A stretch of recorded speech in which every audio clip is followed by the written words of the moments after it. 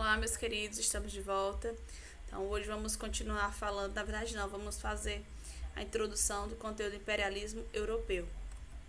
Então, meus queridos, vocês podem observar que o termo imperialismo pode ser encontrado em outros termos, como neocolonialismo também, que fala sobre o momento no século XIX da concorrência da concorrência dos países europeus, das grandes potências europeias, para dominar aí o poder econômico nos continentes África, Ásia e Oceania. Então, observem que o principal objetivo era conseguir a mão de obra barata, mercado consumidor e as matérias-primas para poder se estabelecer nesse desenvolvimento industrial e nessa concorrência, se posicionar enquanto nações como as potências europeias. Então, as justificativas utilizadas para esse domínio europeu nos demais continentes a gente vai estudar na próxima aula. Hoje a gente vai focar um pouco mais na unificação da Itália, da Alemanha e da Comuna de Paris. Bom, meus queridos, a Península Itálica, antes desse período da unificação essa que acontece na segunda metade do século XIX, a Península Itálica ela tem estados independentes e elas são controladas por potências, outras potências como outras nações como a Espanha, a Áustria e apenas poucos estados que de fato eram dominados, eram controlados, governados por italianos. Então, após revoltas liberais que fortaleceram o sentimento e a necessidade das ideias nacionalistas, da unificação, se organizar, tomar forma. Então, decidiram, de uma forma geral, na Itália, implantar o nacionalismo, unificar a Alemanha. A ideia de unificação foi tomada de acordo comum com os demais.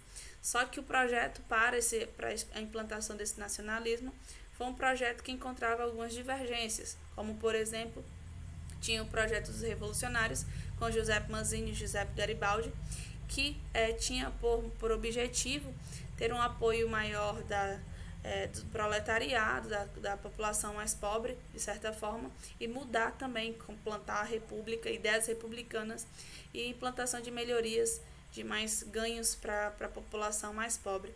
Então, e os moderados, a monarquia que defendia, por sinal, a monarquia constitucional, que tinha como importante nome os reis de Piemonte, Sardenha, e que no caso vai se destacar na luta aí para a expulsão da Áustria e que vai sair vitoriosa, e essa vitória vai encher de ânimo, vai encher de força para que a luta consiga ter mais participação, como acontece com a participação dos revolucionários. Os revolucionários se juntam, se aliam aos moderados para vencer, para expulsar aí, a Áustria e também os demais controles como Espanha e dentre outros, para se estabelecer essa unificação que acontece em 1870 e pós-unificação é colocado aí no poder Vítor Manuel II, o rei da Itália, se estabelece como rei da Itália. E agora falando um pouco sobre a unificação da Alemanha. Então, a Alemanha também até a segunda metade do século XVIII são estados independentes e era nomeado Confederação Germânica. A ideia também, pós as revoluções liberais que acontecem, o fortalecimento da ideia do nacionalismo, também é nutrida aí na Alemanha para que se busque uma luta para essa unificação. Só que na Alemanha havia esse mesmo interesse, só que uma disputa entre a Áustria e a Prússia para controlar, para dominar a unificação, para dominar a Alemanha pós-unificação.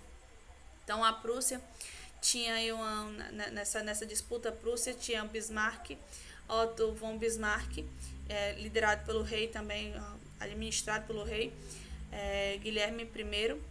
E o Otto von Bismarck ele tinha um grande objetivo nessa unificação da Alemanha, que era aliar os interesses da burguesia, como também os interesses dos grandes proprietários. Então, ele entra com o objetivo de intensificar o processo de industrialização e beneficiar e garantir os direitos dos grandes proprietários de terra.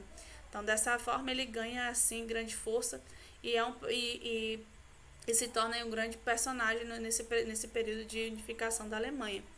um novo império com esses novos ideais se desenvolve, acontece a guerra da Franco-Prussiana, que a França, no caso, ela sai perdedora e perde um importante território da Alsácia-Lorena, que a gente vai ver posteriormente que a Alsácia-Lorena, perder essa terra vai fazer com que a França entre nessa primeira guerra também motivada pelo sentimento de revanchismo, porque a Alsácia-Lorena é um território rico em minérios, importante território.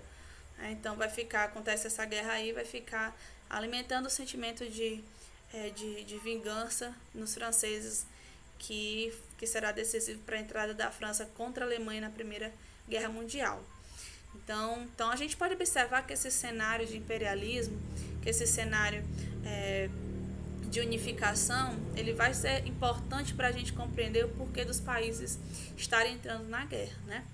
Então, o fortalecimento do nacionalismo. Então, após essa unificação de Alemanha e também de Itália, eles vão querer fazer parte disso aqui, ó. Eles vão querer também ganhar um pedacinho do bolo nessa fatia, ter uma fatia nesse bolo que era todo as colônias. Só que a gente tem um problema, né? A Itália quer um pedaço dessa fatia, que é uma fatia do bolo. A Alemanha também quer. Mas a pergunta que não quer calar, a Inglaterra vai querer ceder um pedaço dessa fatia? A França vai querer um pedaço dessa fatia? Então, essa resposta traz muitas problematizações que vai ser o foco aí nessa concorrência, nesse imperialismo. A Comuna de Paris. A Comuna de Paris os trabalhadores anarquistas comunistas se organizam, se tomam o poder também em Paris. Não funciona por muito tempo, pouco mais de 2 meses, em 1871. E a gente observa que nesse momento vai ter 2 governos. Na França tem a sede de Versalhes, a sede oficial, e também a sede em Paris, que é o governo independente da Comuna de Paris. Então, é um movimento, como eu acabei de falar, com o proletariado de uma forma geral, uma aliança dos trabalhadores, com o objetivo de estabelecer quais eram esses objetivos. Estabelecer a educação gratuita, a educação que atingisse o maior número de pessoas, a igualdade de gênero, a igualdade de homem e mulher, o Estado laico, lembrando o termo de próprio laico, que significa laico, é a não interferência religiosa da religião nas decisões governamentais. Então, se tinha também isso como objetivo. A redução da jornada de trabalho, e também a legalização dos sindicatos, são 2 termos que lembram muito bem quem está por trás, na verdade nem por trás, né? Que está à frente da Comuna de Paris, que são os trabalhadores, são os proletariados, né? Então, algo que também é importante que a gente citar é a participação das mulheres, né? Então, você pode até observar como tem a igualdade de gênero, é um dos pontos a ser destacado, alguns dos objetivos, perdão pela dicção, e também, então elas estão aí, são agentes participativos na Comuna de Paris.